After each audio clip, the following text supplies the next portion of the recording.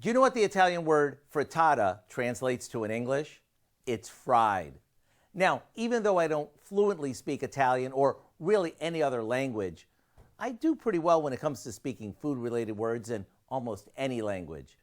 To help make sure you never forget it, we're whipping up a classic potato frittata that's molto bene, which means really good in Italian. We start by sauteing some refrigerated or frozen shredded potatoes in a bit of olive oil with some chopped onions and a little salt and pepper. You'll want to stir these occasionally so they brown evenly. Once they're golden, we pour some beaten eggs over them. Cover the pan and let them cook until the eggs are set. If you want, you can even flip this halfway through to make sure both sides are nice and crispy.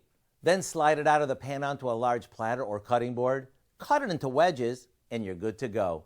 Maybe serve it alongside bowls of sour cream, snipped herbs, and shredded cheese so that everybody can top it with their favorites.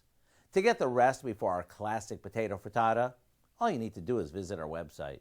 I'm Howard with Kelly in the Mr. Food Test Kitchen, where today we found a tasty Italian way for you to say, ooh, it's so good.